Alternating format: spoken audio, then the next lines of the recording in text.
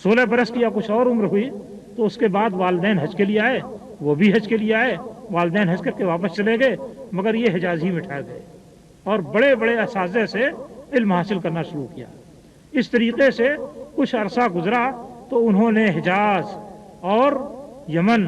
اور شام اور مصر اور مختلف ممالک اس وقت جو عالم اسلام کے اندر مرکز کی حیثیت رکھتے تھے علمی حیثیت سے، ان تمام علاقوں میں چکر لگایا اور ہر جگہ کی احادیث حاصل کی، اور پھر قریب ہی زمانے میں انہوں نے لکھنا شروع کر دیا، کتابیں لکھنا شروع کی، بہت سی کتابیں ان کی ہیں، اور پھر اسی جوانی کے عالم میں انہوں نے صحیح بخاری کو لکھنا شروع کیا۔ صحیح بخاری کے سلسلے میں انہوں نے جو اہتمام کیا ہے وہ بڑا عجیب اہتمام ہے۔ اس کا اندازہ آپ اس سے کر سکتے ہیں کہ انہوں نے صحیح بخاری 16 سال کے اندر لکھ کر کے تیار کی ہے۔ اس کتاب کے لکھنے میں 16 سال انہوں نے صرف کیے ہیں، اور جب مسودہ تیار ہو گیا تو اس کو صاف کرنے کے لیے انہوں نے جو مقام منتخب کیا وہ کیا تھا؟ روضہ نبوی، مسجد نبوی کا روضہ نبوی، ممبر اور قبر نبوی کے درمیان بیٹھ کر کے وہ اس کا مسودہ تیار کیا کرتے تھے۔ اس کے لکھنے میں انہوں نے کس طریقے سے کام کیا ہے، سوچتے تھے، غور کرتے تھے، اور سوچنے اور غور کرنے کے بعد نشان لگاتے تھے، نوٹ کرتے تھے یا باب لکھتے تھے۔ یعنی ایسی بھی صورتحال پیش آئی کہ رات میں سوئے ہوئے ہیں، کوئی بات ذہن میں آئی، اٹھے، چراغ جلایا اور اس کو نوٹ کر دیا، پھر سو گئے، پھر کوئی بات ذہن میں آئی، پھر اٹھے، چراغ جلایا، پھر اس کو نوٹ کر دیا۔ بعض دفعہ ان کو ایک رات میں 16 مرتبہ اٹھ کر کے یہ کام کرنا پڑا، مگر وہ یہ کام اسی انداز سے کرتے تھے کہ پورے غور و فکر کے بعد اور سوچ سمجھ کر کے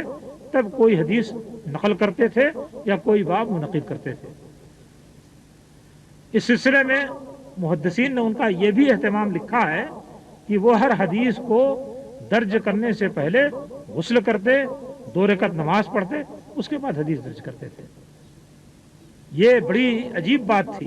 لیکن بڑی محنت کی بات بھی تھی، اور اس بات کو لے کر کے ہمارے اس زمانے میں لوگوں نے بڑا استہزاء کیا ہے، مذاق اڑایا ہے کہ صاحب یہ کتنا غسل کرتے رہے ہوں گے اور کتنی مرتبہ نماز پڑھتے رہے ہوں گے، مگر جب آدمی اندھا ہو جائے مخالفت میں تو اس کو کچھ سمجھ میں نہیں آتا ہے کہ کیا کام ہے، اس کی کیا تفصیلات ہیں۔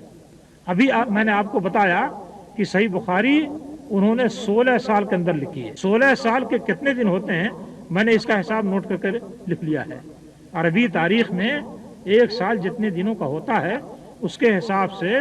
16 سال کے جو دن ہوتے ہیں وہ 5679 دن ہوتے ہیں،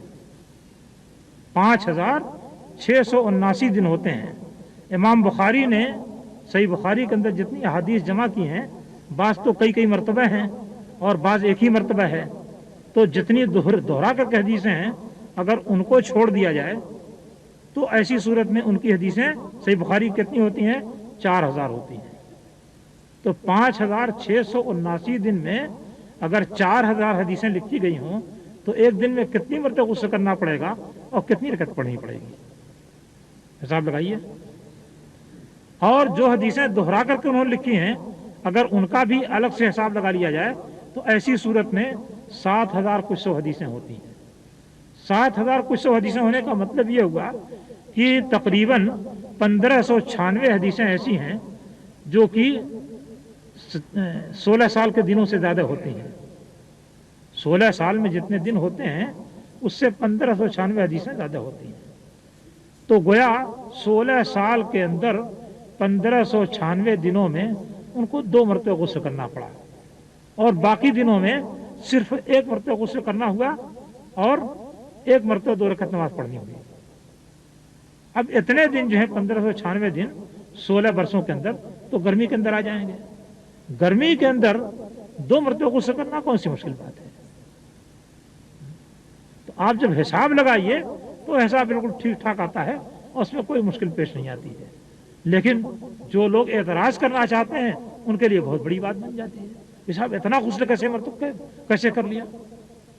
لیا اس کا حساب لگا لیجئے اور دیکھ لیجئے کیسے کر لیا، کون سی مشکل بات ہے۔ حدیث نبوی کے لیے جس نے اتنا اہتمام کیا اس کے لیے دن میں 1 مرتبہ غسل کر لینا اور 2 رکعت نماز پڑھ دینی، یا کبھی دن میں 2 مرتبہ غسل کر لینا اور 4 رکعت نماز پڑھ دینی، یہ کون سی مشکل بات ہے؟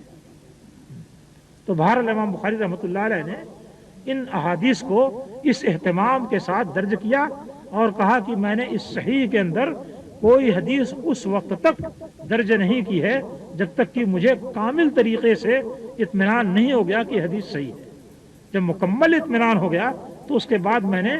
حدیث کتاب کے اندر درج کی وَجَعَلْتُهُ حُجَّةً مَا بَيْنِي وَبَيْنَ اللَّهِ، اور میں نے اس کو اپنے درمیان اور اللہ کے درمیان حجت ٹھہرایا ہے۔